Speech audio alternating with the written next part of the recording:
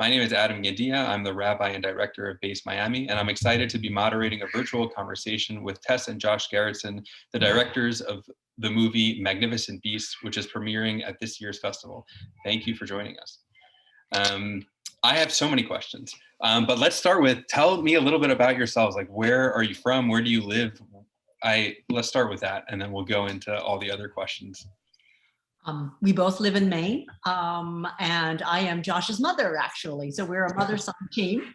You know, we both came at this because of just a passion about the project.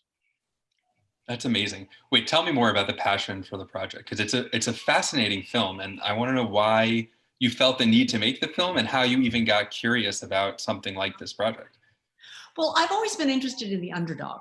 It's always, you know, why would something be despised? Why is something considered unclean or bad? So, and Josh was also a farmer, and he had raised pigs on his farm. So we both came at this with, wow, the pig is such a kind of a disgusting creature if you were to follow what humans say about them. I mean, there are so many bad words that have to do with pigs. So that was one of the issues, is why is it the underdog? Why does it have such a bad reputation? And then the other thing that happened was, I'm from Chinese background, and the Chinese we have no food taboos. So it always interested me why a food would be considered forbidden. And it was one of these things that is a mystery to me, because I don't think anybody really has a good answer why pork was a forbidden food. And that's what led to this whole story. That's amazing. Wait, so Josh, you have a farm? So I had a farm originally. I was a photographer in New York City. I had done that for 5 years, and I read Michael Pollan's book, An Omnivore's Dilemma, and it totally shifted my idea of what I wanted to do with my life. And so I did a 5-month farm apprenticeship on a farm in Western Massachusetts, and moved back to Maine, where I grew up. And I raised cows, sheep, goats, pigs, chickens, and I did that for about 4 or 5 years, and really appreciated the pigs especially. And so in that time, Tess actually approached me about making a horror movie, and that's how I got back into the arts, back into filmmaking. And so we made that film in 2016. And after that, we talked about, well, what is our next project? And both wanted to do a documentary, do something that was real. And the original idea actually was something called Tasty Taboos, where we were going to look at a number of different animals and why they're taboo to be eaten.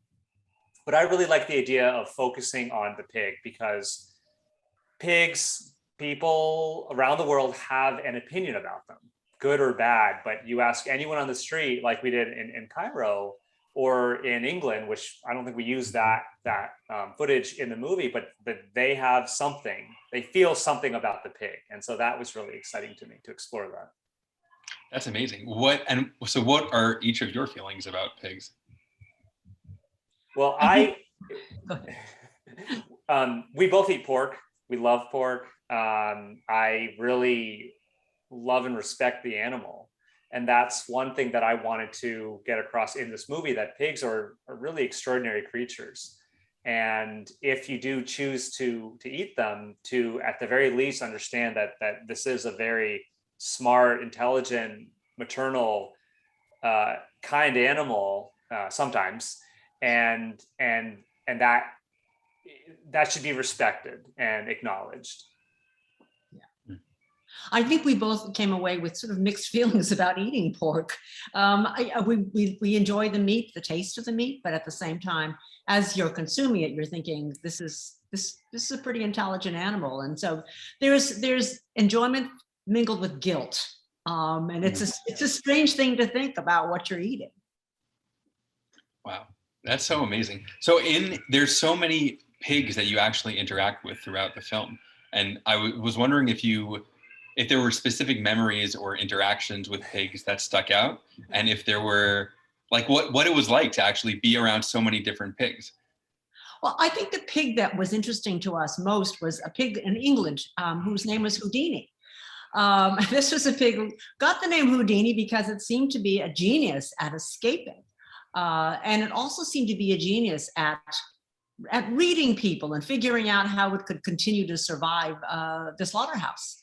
It escaped 3 times, and each time it figured out how to get out of the lock. It was completely different from all the other pigs in its group. And after a while, the owner decided that he was just too smart to ever slaughter. So Houdini is going to live out the rest of its natural life, living on, very nicely on a farm. And to me, what stuck out were the pigs that bit Tess. There were 2 of them, one on camera, and another one nipped our sound recordist. And all 3 times, our understanding is they were jealous and upset that we were disturbing their usual routine. It seems like, that book, if you give a mouse a cookie, they'll want a glass of milk. With pigs, the more you spoil them, the more they sort of keep expecting more and more. The sweetest pigs were the ones that were at the rescue, or Maybelline, where they're, as her owner said, they're treated like pigs. They stay outside, they give them love and affection, but they don't let them sleep in their beds. And so that was, just from a psychological standpoint, fascinating that they were so upset with us being there that they actually, nipped one of us. Oh, well, it's also fascinating that the sound recordist is also female. So these pigs only bit the 2 women in the group. And that's so interesting. Totally unprovoked. I mean, we were just standing there doing our job and they came up and bit us. So it was because we were taking up too much time with their owners. Wow. Did you discuss that with the owners afterwards? Like, was that the gender role in that and how that played out? Or we didn't think about the gender role at the time. It was just strange that none of the pigs bit Josh. They always came after the 2 women in the group. And it just so happened that it was while we were talking to their owners, who were also women. So I don't know what was going on there, but I felt like we were singled out. That's so interesting. So there were also, it seems, correct me if I'm wrong, but it seemed like there are very different types of pigs that are out there. That there's like the domesticated pigs, and then there are the wild boars that are a totally different type of. Did you get to interact with the wild boars at all before I asked that question? only in the context of them being captured. It's the same species. That's the thing. They are exactly the same species. It's just that the wild boars were domesticated pigs that had gotten away and had gotten free, and somehow had reverted back to some of their behavior that happened before domestication. So if you could domesticate them again, in a couple generations later, they would be back to the farm pigs that we see. That's amazing. We did see from, it is amazing. They're all the same species. But what has happened is that fertilization has led them through natural selection to become clever again, to know how to survive in really bad circumstances. Wow. There was a comment early on in the film when you were talking about the historical and the ancient Israelite camps and what that looked like and where they were, how it's possible that maybe they were domesticated and living with the Israelites, and that somehow set up a separation. I was wondering if you could explain that a little bit more and say more about what it might have been like, or what the theory is about what the ancient Israelite relationship with those pigs at that time would have been like. Josh, do you want to say something? Why don't you take it, Tess? Okay, all right. I was an anthropology major in college, so it's always interesting. Cultural stuff is always interesting to me, and we came across a couple of theories about why the pig became a forbidden animal for the ancient Israelites, and one of them is that it was a way to differentiate between you and me. That if you ate pig, it meant that you were a different people, and that the fact that we did not eat pig meant that we are our own people. And so it became almost a delineation between cultures. It had nothing necessarily to do with any particular aspect about the pig, but it was just a way to say you versus me. And it wasn't, so I vaguely remember that there was a concept of domestication in that timeline in the ancient Israelites, that somehow they had perhaps domesticated these pigs, and they had a relationship with the pigs that was different than the other the Egyptian community that would eat the pigs. Is that, it's funny because ancient Egyptian culture was not favorable to the pig either. In fact, if you look at the mummified animals in the tombs, there were never any mummified pigs. People would mummify foods that they wanted to take into the afterlife, and apparently nobody wanted to eat pork in the afterlife. And yet, when you looked at poor settlements of ancient Egyptians, there were pig bones. It's certainly the poor people were eating the pigs. So did that become a class stratification as well, that if you were rich, you ate cow, and if you were poor, you ate pig? And is it possible that that was something that the ancient Israelites picked up from the Egyptians? It was just one of these multiple theories that we were trying to chase down. It's so interesting. That was I really enjoyed that part of the film as well. I want to shift gears a little bit to talk about the restaurant that you guys found. How did you find that restaurant, and tell me what it was like to be there, and did you film that day of the whatever the pig day that they have? Was that live, or was that footage that they had? So it's funny you ask. So Primo is actually a local restaurant here. It is a nationally renowned restaurant that is from Tess's house, 20 minutes away. And Melissa Kelly is an absolutely incredible chef. They have that farm on their property, and Pig Day is every year. And we attended. I think we shot Pig Day in 2017. And so there were actually people that we knew that were part of that day there. And it's a very remarkable farm where they grow so much of their produce right there, and they have their own chickens and eggs and pigs. Yeah, I feel very fortunate that for our movie, it was such a great way to show the best way to raise pigs, we thought, and a way to really honor their meat. These pigs have it really, they have a great life. They are fed what's left over from the restaurant plates. And this is like a huge, she's a James Beard winning award chef. So these pigs every day are eating gourmet food, and they're eating leftover lobster. And so if you have to be a pig that is eventually going to be served for meat, this is the place you want to be. Wow. What was it like? Were you there when you were filming it? Like that, you both were there? What was it like being there? And what was like the I don't know, like the aura of being in a space that was so respectful to the animal, but also so very much about the culinary delights that could come from that relationship?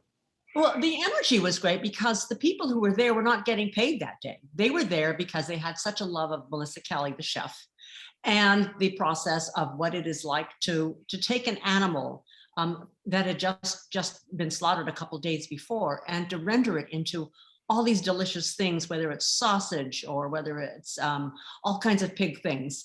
And these hams and these sausages were going to be used by the restaurant for the rest of that particular year.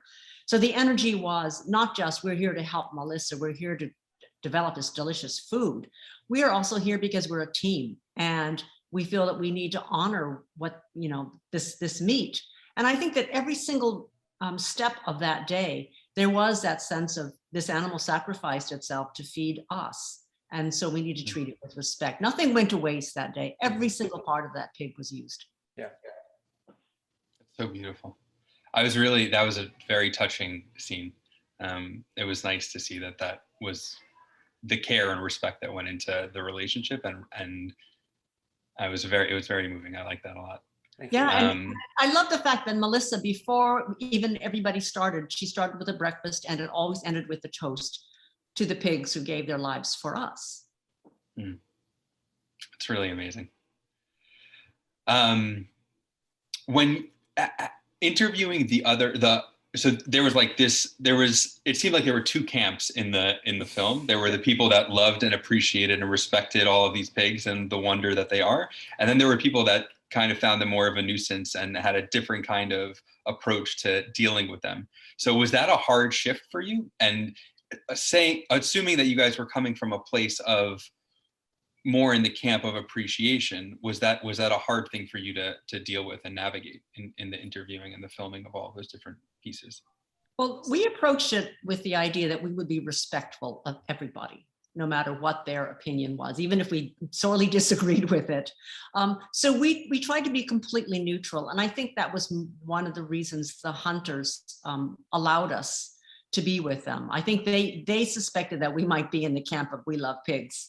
But we tried to be respectful of how they felt towards this animal, which is very destructive in their part of the country. And the other thing too is that we're from Maine. Like, we know a number of hunters. My brother is a hunter. I've gone hunting even. And so with that background, they weren't so foreign to me. And I reached out to them on their Facebook pages and I said, hey, I'm a filmmaker in Maine and we would love to get your perspective on pig hunting. And I spoke with them on the phone and told them that I just told them my background and how we were coming from a place of understanding. And I think that really went a long way.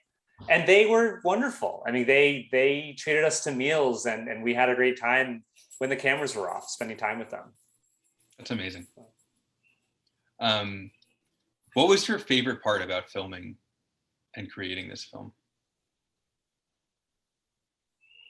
Tess, what do you think? I think it was the GoPro on the pig. You know, we were at a pig rescue place, and this is a place in Colorado, I think, where people would abandon their pet pigs. They just couldn't take care of them anymore. And so this place had accumulated 75, 80 pigs that used to be pets and had no home, and this wonderful couple was taking care of them. And Josh and I thought, well, what is it like for a pig? What is a pig's eye point of view? And so they mounted a GoPro on the back of a pig just to see what it did during a day, where it went, what kind of interactions it had. And it was fun just to watch the world from a pig's eye point of view and to see really how much it was trying so hard to interact with people. It would go to Josh and it would make noises trying to get him to respond. It went to my husband. It went to me. It was just like going all over, begging for attention, just the way a dog would. And I'm not sure how clear it is. People may miss that upon viewing the movie once, but if you watch and you listen and pay attention carefully, you'll see it walk up to us and make noises. Like there's this one shot where my dad, who's sound recording, walks by and the pig looks at him and makes a noise like, hey, can you pay attention to me? He walks out of frame and then the pig goes, he's very upset about that. And yeah, I love that part. For me, I really enjoyed spending time with the hunters because I don't think a lot of people have been on a pig hunt, including me. And so reading and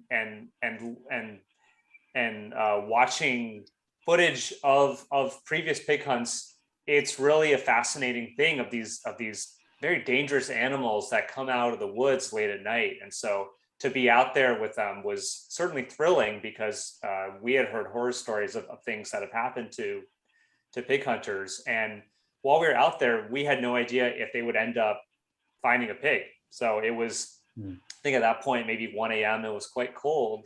And they put on the pig call and finally one boar came out of the woods. But there was a chance that we wouldn't get anything and we potentially would have just gone home without that footage.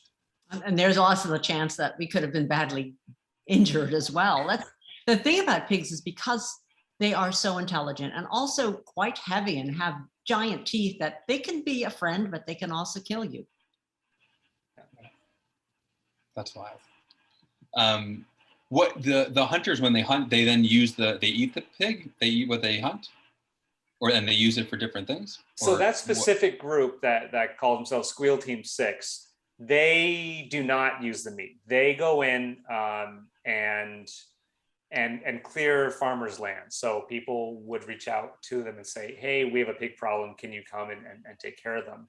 And so unfortunately, in our opinion, they wouldn't use the meat. But then we met that trapper, John Hancock, who would trap them and either sell the meat to a pet food company or shoot them themselves and then eat that meat. So different points of view of what to do with them. One issue, my understanding, is that you can't donate wild boar meat. There are regulations, USDA regulations in terms of the potential for parasites and different diseases, as we explore in the movie, that make it very challenging from a legal perspective. And there's just an incredible amount of protein from one pig, and it would be great if there was some program that allowed that to happen, because you shoot one pig and you can feed a family really for a year perhaps on that. Amazing. What was the most challenging things for each of you in the filming of this? The most challenging. I would say the most challenging thing actually came in the editing room. We had so much footage. We had so much material. It was trying to focus on exactly what it was we wanted everybody to pay attention to. I mean, it started off as an exploration of what's the source of what's the reason behind the pig taboo. And the story got bigger and bigger because the animal itself turned out to be what was fascinating. It wasn't, this ancient history. It was, why is the pig so different from every other animal? Why do we feel so differently towards this animal? And it was hard to explain in one feature film. And I'll just talk logistically. Egypt was the hardest because, first of all, they confiscated our main camera. We went to Egypt during the presidential election, and that is the worst time to go to Egypt, because they do not want journalists there. They do not want press there. And so we naively reached out to the authorities to try to get a press pass, and they just ignored us. And so we had already planned on going that week and just decided to go. We were warned ahead of time, they may confiscate your camera, but as long as you declare it up front, you'll get it back. If you don't declare it, they may just take it. So we declared it, and they took our main camera for the time being. They tried to take all of our stuff, and I convinced them that our small cameras were just little cameras, and to leave those alone. And so luckily, camera technology has changed so much that our little cameras were just as high quality as the large one. But in addition to that, just the logistical challenges of shooting in Egypt, where I think we needed a police officer with us walking through the streets in Cairo. I think we were in an area that was considered dangerous to tourists. So we had a car with, I think, 3 police officers with machine guns following us. They were all very friendly, but we weren't nearly as flexible as all the other places that we shot. But when we went back to the airport, we got the camera back and everything was fine. And it was well worth it. I mean, going to Egypt was an incredible time, and I think it really made the movie what it is. That's great. What would be like a takeaway that you would want the viewers to walk away with from this film? Well, I think our main takeaway is that if you do eat meat of any animal, be respectful of it and be appreciative of the fact that this animal did give its life for you. And also, I think that if you're going to raise pigs, try and make sure that they are raised under humane circumstances. And if you eat meat, try to buy it from a farm that does treat its animals humanely. Yeah, and I echo all of that. And another thing, I'll quote a farmer named Joel Salatin. His philosophy on raising animals is let a pig be a pig, let a cow be a cow, let a chicken be a chicken. And what that means is let them exhibit their natural behavior that brings that's their innate drive. So for a pig, rooting is just what they do. And so if you can channel that in a way that is productive for you, but also makes them happy, you're going to have a happier pig and probably better meat too. That's beautiful. I'm a rabbi, so I'm just going to throw this in there, but the Piasetzner Rebbe, who was the rabbi of the Warsaw Ghetto, and his whole thing about education and teaching children is all about the same ethos of that, of like everybody's got their own thing going on. and you have to respect that individual journey and expression of what it means to be that individual. That's really beautiful. I appreciate that a lot. Is there anything else you would like to tell the audience as we transition to our goodbyes?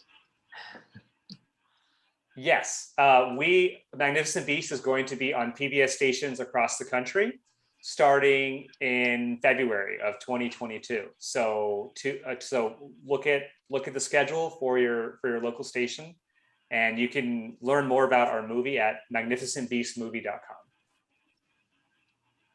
Amazing. Thank you so much. Thank you to Tess and Josh Gerritsen, the directors of the movie Magnificent Beasts, for joining us. Once again, thank you to all of our members, sponsors, community partners, volunteers, all of you film lovers, and especially our presenting sponsors, the Center for the Advancement of Jewish Education and the Greater Miami Jewish Federation, for their continued support throughout all of these years. And thank you, our audience, for participating in the 25th Annual Miami Jewish Film Festival.